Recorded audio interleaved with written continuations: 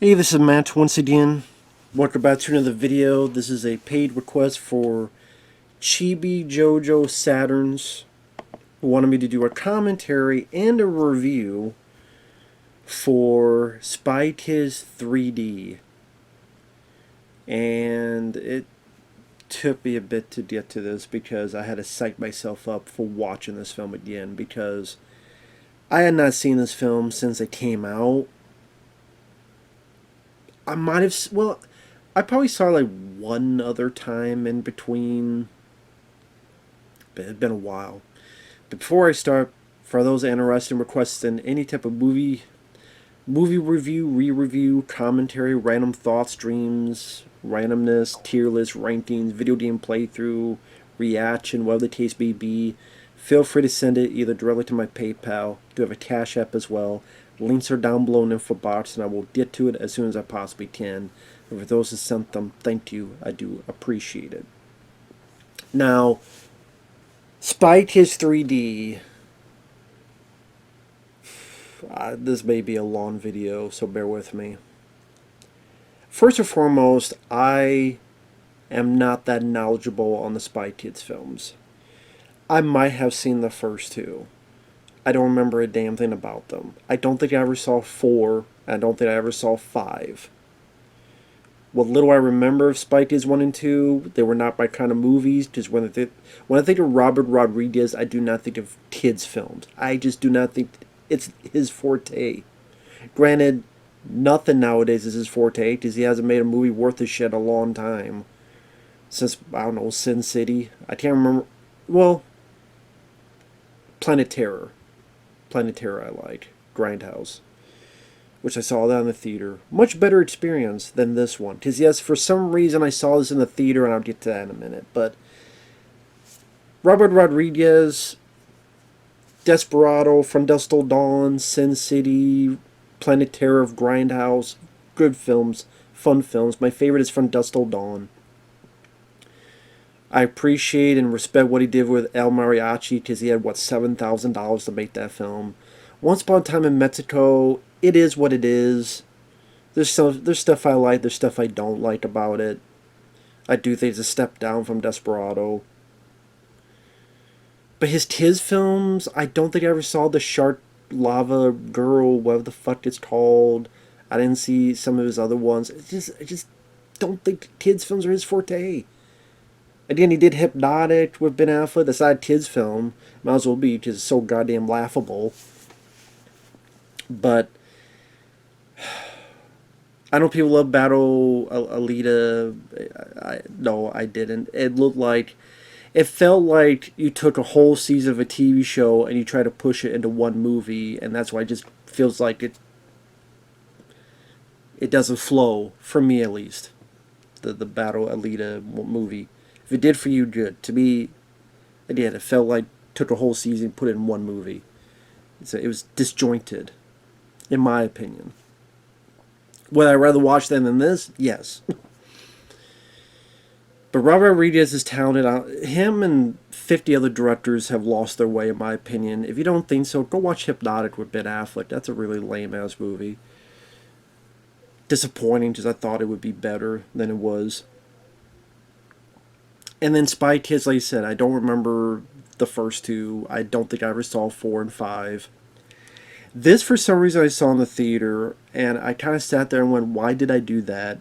Because at the time, I had not seen Spy Kids 1 and 2, so why would I jump into a part 3?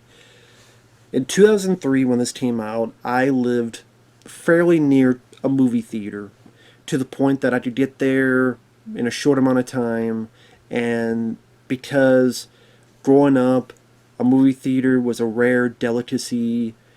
You know, once in a while I would get to a theater. Was it Anaconda, The Fifth Element, Die with a Vengeance?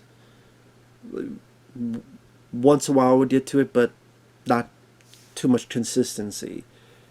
But now I went and saw Bad Boys 2 twice in the theater, Matrix Reloaded twice in the theater, Matrix Revolutions, Hulk, Terminator 3, Kangaroo Jack, Identity, Bulletproof Monk, like almost every other movie from Cellular. I think that was what, 2004. So 2003, 2004. I saw a lot of movies in the theater. And this one, I'm like, okay, I had never seen... I don't think I have ever seen a 3D movie in the theater. Except maybe Freddy's Dead, The Final Nightmare, Back to the Day, for the last 10 minutes of the movie. I went, okay, I'll see a 3D movie just for the gimmick. Not because of the movie, but because of the gimmick. But it wasn't worth it. The gimmick was not worth it for what the fuck was assaulted onto my eye sockets. I'd rather have a dick assault my eye sockets than watch this fucking movie again. And skull fuck me. Because the idea of being skull fucked is more appealing and appetizing than watching this fucking movie again. I hate this movie. I hate this movie. I hate this movie. This movie is absolute garbage. During the commentary, I was just so flabbergasted and annoyed. I'm sorry. I apologize if it's not much of a commentary, Chibi, because I'm just remembering, oh my god, what the fuck is this? And I kept debating, like, is this the worst Stallone film I've seen? Expendables 4 is really damn bad, though. That's horrible because it should have been better, because the franchise should have been better. But this was just hard to sit through. Even, thankfully, it's a short film. With end credits taken out, it's an hour and 15 minutes. That's a saving grace. Ricardo Montalbán, I liked him as an actor. That's a saving grace. I say that, but on the flip side, it didn't save the movie. It was still, in my opinion, an entirely horrible piece of shit.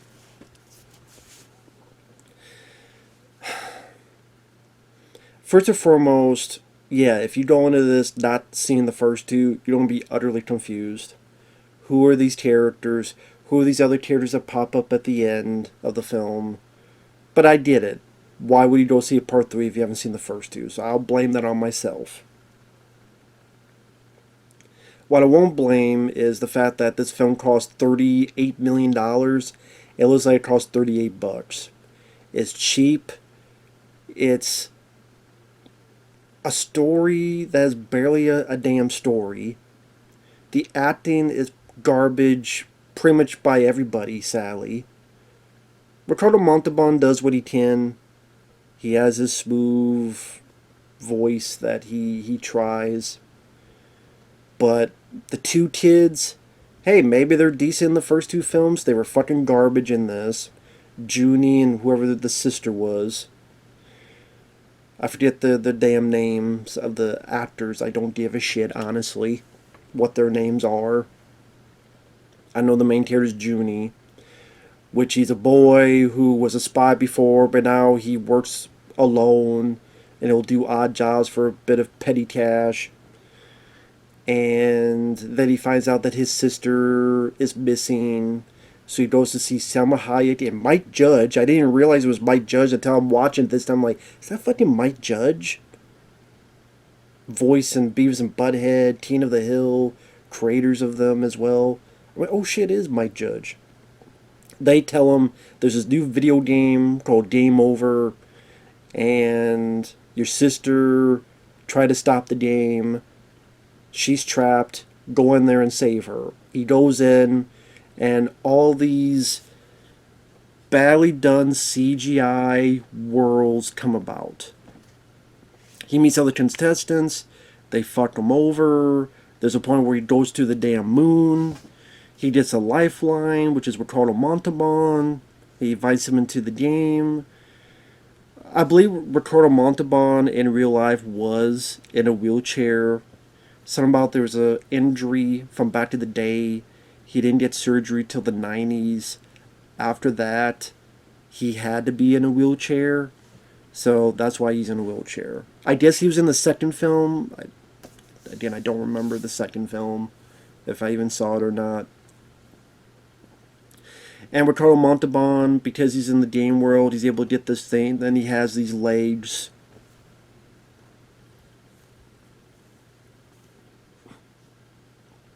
And he can move and jump around and play with butterflies on the moon. Not a word, not a phrase, not a sentence I thought I would ever say in my fucking life.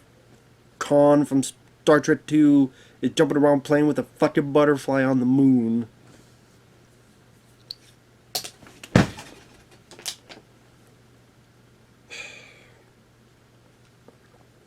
And Robert must have called in a lot of favors, or he had a lot of naked pictures of them or something, because George Clooney's in this as the president of the United States. Some actors from the older films, they come back for cameos. Pretty much they come in, they stand on a green screen. Because this entire film was done on a fucking green screen. Even times where they're in a city, at the end, it's all on a fucking green screen. Can be...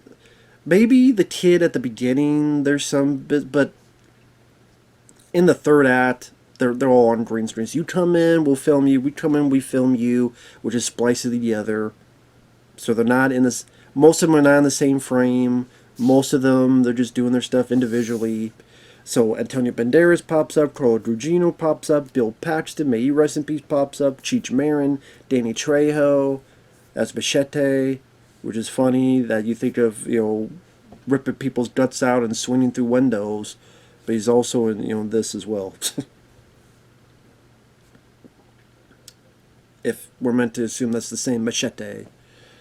But, of course, Machete, that was done later, I know, but still. They're both called Machete. Sylvester Stallone's in the film. I'll get to him in a bit. Steve Buscemi pops up. Tony Shalhoub pops up. Alan Cumming pops up because they were in the older films. Steve Buscemi flies in a flying pig. I think he made a joke of, I'll do the film, Robert, if I could keep the flying pig. And they show up to do, like, Bill Paxton lassos a robot. Steve Buscemi does nothing. Antonio Banderas flies up like he's Spanish Superman and kicks a robot in the face, because apparently spies don't have this thing called gadgets or lasers or guns or laser guns, as they'll go fight these giant monkey robots with my fists. I'd rather fist fuck myself. At least I would get more of an understanding of what's going on. Hey, I mean fist fucked. That's easy to understand, unlike this fucking movie. So like I said, the kid, he was a spy, but now he's a private eye, or whatever the fuck. Like I say, he's Brian Mike Judge and Selma Hayek going to the game. He meets these other people. One's a kid who thinks he's tough, one's a kid who thinks he's cool, and one's a kid who thinks he's smart. They're none of them. All the character-wise, not the actors, but the character-wise, they're all losers. Fuck all the characters. Don't give a shit about them. The action, you just say, well, man, it's a CGI world, so of course it's not going to look that great, but it just, even in 2003, these effects sucked back then. They suck even more watch it today. Just awful, terrible, easy to define as green screen, but it's meant to be a computer game. But you know what? Yeah, I get that, but it's just not that good visually to look at. It's not fun to look at. It's not creative to look at. It's not charming to look at. You're just watching a shitty video game. Is what you're doing. And you don't even get to play it. Not that I would want to play this game, but... And half the time, Junie is a useless piece of shit character. Where he does a couple things, but most of the time, it's by luck or by schmuck that he wins. And he achieves a couple things, but then the second half of the film, he doesn't really do anything but just stand around with a thumb up his ass. And call for help. How much of an effective lead is that? Even Jack Burton and Big Trouble in Little China, they had him do shit at the end to make it worthwhile. Putting the knife in Lopan's forehead. Here, he did nothing to stop the bad guy. He didn't do anything to it. How much of an effective lead is that for a character? And for a movie called Spy Kids, there's no fucking spying. Where was the spy shit? There's no spying in a film called Spy Kids, let alone Spy Kids 3D. You know what you think of Spy Kids? Spy shit. There's no spying. No spy shit at all. No spy gadgets. Nothing. So yeah, I wonder what fans of the first two... I think Fabio was a fan of the first one, and the second one, he wasn't a fan of this. Good friend of mine, Fabio. Wonder what other people felt. But it made a lot of money. It made over $100 million. And sadly, I attributed to that because I'm like, hey, let me see a 3D movie. Why the fuck I didn't just wait? Because there was a shitload of 3D films that would pop up. There's a point I feel like every other week there was a new 3D gimmick movie. Why didn't I just wait for them? I should have waited years for My Bloody Valentine 3D or something for my first 3D movie. But I had to, or Dread 3D, which I saw that. That was a cool movie and cool 3D. Should have just waited for that. But no. I'm like, yeah, let me see a 3D movie. And I felt like an asshole sitting there. Like even in 2003, I'm sitting there going, I just want to walk out. Can I just walk out? But I've never walked out of a movie. But I should have with that one. It was just so annoying and cringeworthy. The Joe Sut. There's a joke early on where he steps on a gum and he goes, I'm a gumshoe. Yeah, and a dumb fuck. I'm talking about the character, not. And also the kid. I can't help. I kept thinking he looked like a young Alex Winter, Bill S. Preston Esquire. I'm like, where's Ted? Where's Theodore Logan? But he kept looking like a young Bill from Bill and Ted, the kid. But again, I don't think I've seen this actor, this kid, in anything else. I think he was a voice in the Polar Express, so I guess. So technically I didn't see him, I just heard his voice. I guess he was in the 2007 Halloween remake. I forgot he was in that. I don't even remember him in it. I'm sure if you point it out, I'm like, oh, okay. But nothing that really stitched the landing in my brain. And again, maybe he's decent in the first two, but he was horrible in this. His sister, who I figure is a pretty big character for fans, she's just a captive. She doesn't even pop up till the third act of the movie. Really, or at least the last 20-30 minutes of the movie. So if you like that character, you don't really get much of her in it. And then when she pops up, she doesn't really do anything other than bark orders and point. It's over there, just point for the 3D. And that's the thing with 3D movies. When you watch them at home, you don't have the 3D capabilities, so you can't even enjoy it on that front. And it was, well, you did a 3D TV and all this stuff. Well, fuck that noise. Most people aren't going to have that shit, so you're watching, you're just seeing people do this. It just looks stupid. That's why 3D films have a short lifespan. Because people don't want to see, like, if I do this, and this, people be annoyed. People like, get the fuck out of my face, leave me alone.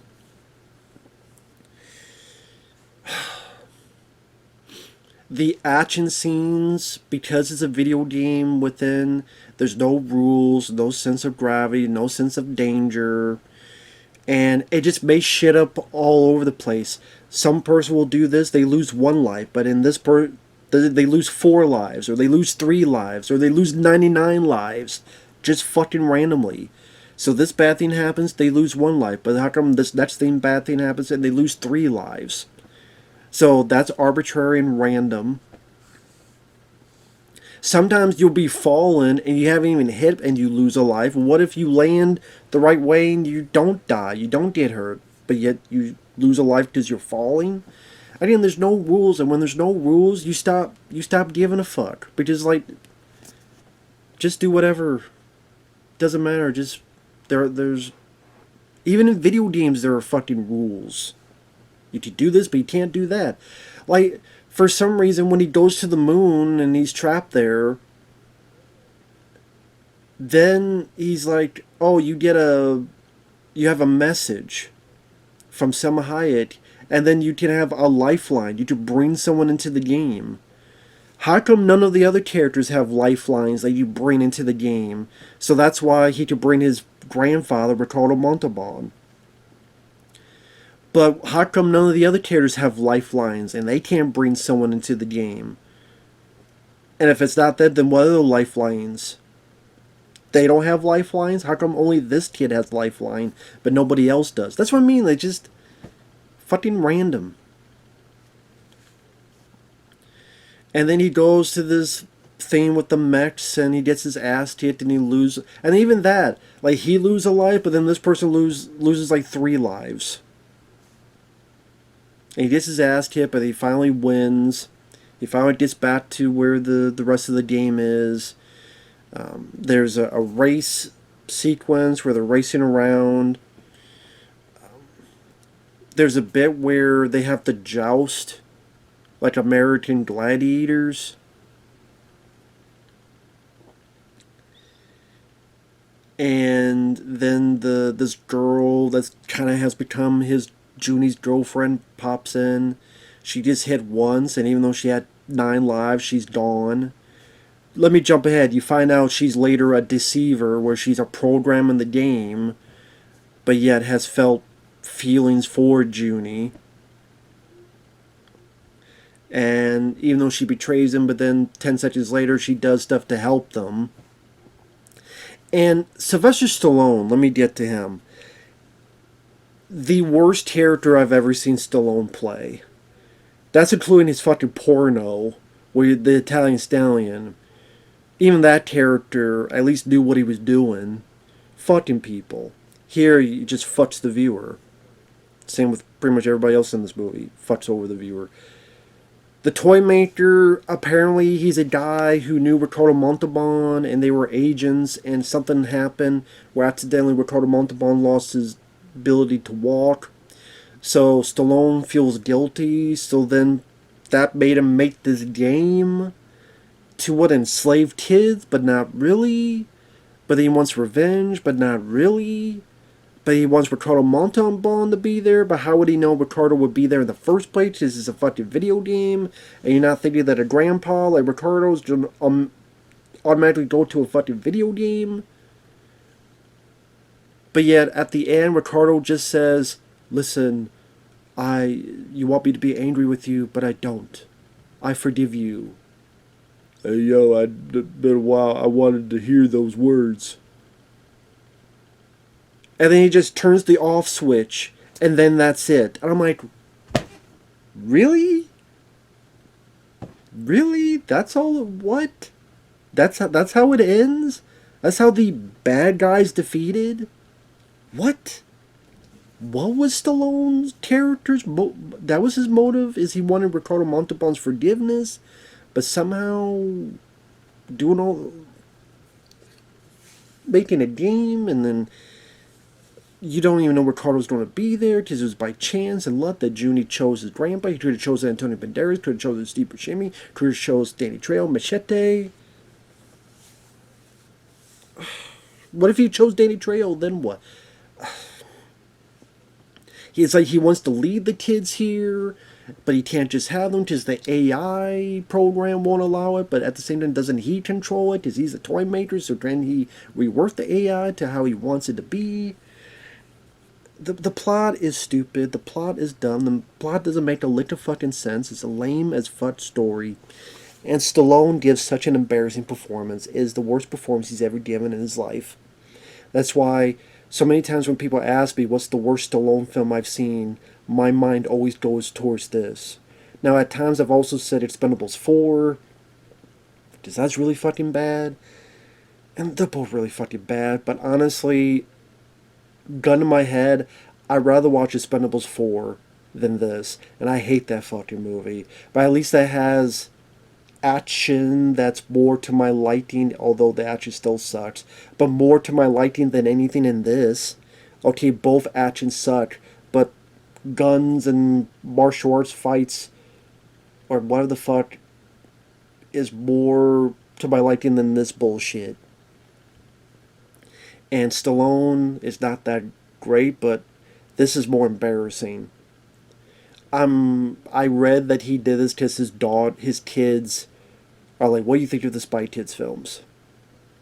They liked it, so he's like, okay, I'll do it. First off, Stallone's career was in a slump. Sylvester Stallone, which I love Stallone. I love Stallone. My fucking username is Rambo in the title. I love Stallone. But he was in a slump. I love Dick Carter. That film bombed. Bombed badly. I don't think it deserved it, but it did. It bombed badly. I really enjoy ICU, also known as Detox. That film had issues and it got dumped direct to video. Avenging Angelo, which is not a good movie, that's direct to video. Driven was before that, but that was a flop and that was an awful film. So you had flops or films going direct to video. Was it, see, ICU, Avenging Angelo, Shade, which I don't mind that film. It's a poker movie. He had a smaller part in it. I liked it for what it was, but that was direct to video. So now, okay, here's Robert Rodriguez. The film's going to be in theaters. My kids say they like the first two. I guess I'll do this. And that's shame unto itself. Of all the times to work with Robert Rodriguez, and the only time is this, not Grindhouse, Planet Terror, not, anything else but this movie, not Sin City, like even the Sin City sequel, like nothing else. This. Never, Stallone, sometimes I have to wonder, you're telling me there was never a point, Stallone, that you could have worked with Tarantino, any other points you could have worked with Robert Rodriguez, and then back to the day, James Cameron, John McTiernan, William Friedkin, like all these other directors you could have worked with, but your ego or something else got in the way. And it's just it's a shame. It's a fucking shame. But Stallone, he's campy. He's camping it up. He tossed to 3 other versions of himself. One might be in the Gestapo. One is a brainiac, and one's a hippie. And all of them, Stallone, this kitty humor. Stallone can be very funny in real life. He was not funny in this. He was embarrassing. He was annoying. He was just over the top and campy and just cringeworthy. And like I said, other than Ricardo Montalbán kind of just being himself, the rest of the actors, they weren't good. They were just, I hate to use the word cheesy, but it fits in this instance. It does. And like the music was completely forgettable. The effects were horrible to look at. Awful CGI. The green screen was, even in the real world, when they get into the real world, they're in the city street, was completely green screen. Easy to notice.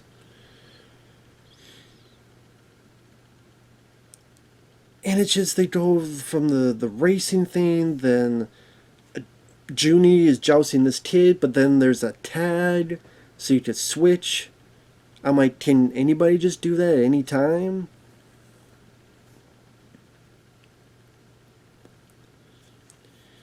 And then they get to this one part, they're supposed to go to this one level, but they don't. But then these things chase them, and then they're surfing in lava, and then they fall, but it's not really lava. And then they can talk underwater, or under whatever the fuck liquid that is. And then they go over to where the level 5 is that you can't win. And then the deceit... Oh, Elijah Wood pops up. Because he worked with Robert on The Faculty, which I liked that movie. He's here as the one, and the joke is that he goes in and immediately gets killed and loses like all 99 lives. Just for some reason, he gets shot and loses all 99 lives, but why does no one else get shot? Why does no one else lose all their lives just like that? Whatever. Because again, there are no rules.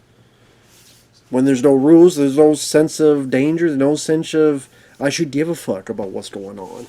Why should I? I hate this fucking movie, man. And then I don't even know what Stallone's plan really wants. He wants it to be as the toy maker. What's his goal? And then all of a sudden there's a switch. But apparently there's 2 switches. One to leave the game and one to release the toy maker. And then the Deceiver has a change of heart and holds the switch. Ricardo Montalbán holds it too. But then it was a switch to release the toy maker. Ricardo did it on purpose. Then this one guy's like, oh my god, there's hurricanes, there's tornadoes, there's this and that we never see.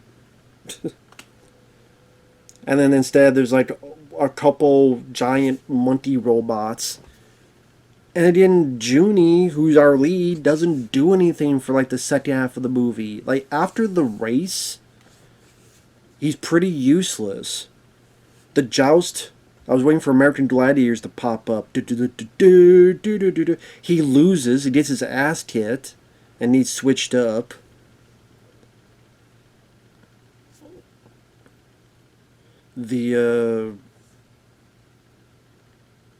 When they get to the level that's unbeatable, nothing happens. He doesn't do anything. When he gets to the real world, he just calls for help. And just all the 3D stuff is just so noticeable, and they don't look good effects-wise, and it's a gimmick I'm glad has gone away. And I'm sure once in a while there'll be a 3D showing of a movie, but you don't hear 3D as much as you did back then. Trust me, back then, they would market 3D like every other week. You don't really hear it that much. I'm glad that went away. I'm glad. At least a lot less nowadays than it was back then. And Antonio Banderas is flying up, and even though he's a spy that should have gadgets and guns and lasers and laser guns and missiles, he decides to punch the robot. I guess he thinks he's Espanol Superman. I don't fucking know. Carla Gugino, who's the mom, pops up. Grandma pops up. Danny Trejo pops up, does nothing. Steve Buscemi pops up, flying on a pig, but does nothing. Tony Shalhoub, and he has a bunch of like psychic kids. And Alan Cumming pops up, but they don't really do anything. Ricardo Montalbán, like Bill Paxton pops in. He lassos one robot down and brands its ass. Ricardo Montalbán flies in his wheelchair to where Stallone is, shares a few words, Stallone shuts it down, everything's fine. And then they do like a fucking put your hands in the middle, including Stallone. But you could tell everybody's on a green screen. There are buildings behind them, but it was all on a green screen. And they filmed this person, and none of them are in the same frame. I guarantee you Stallone never saw... He might have seen Ricardo Montalbán, because there's a scene at the end where they show up behind the scenes and they're in the same... But everybody else, I guarantee you, they weren't in the same room, the same set. And the movie's over, and...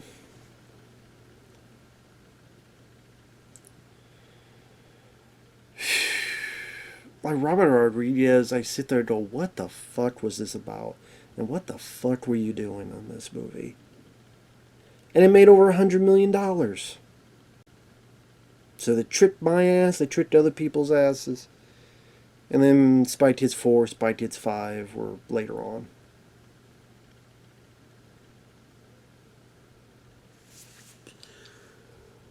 I hate this movie. I got tired just ranting about this fucking movie. I hate it. The story, the jokes, the humor, the cringe, the effects, the lack of cohesion, lack of fun. Because it's a kids movie, why you take it seriously? You know what? Home Alone is a kids film. The Goonies is a kids film. The first Teenage Mutant Ninja Turtles, even the sequel, Secret of the Ooze, have a fuckload more going for them than this goddamn movie. And those are kids films. Same with Finding Nemo and Wall-E and Zootopia. And a bunch of other fucking movies are kids films. Ernest Steers Stoop is a kids film. Has more charm, more wit, more fun, and more entertainment than this goddamn movie. But this movie makes over $100 million. Yeah, I'm pissed about that. Granted, it's a 4.4 out of 10, so I'm not alone in hating this piece of shit.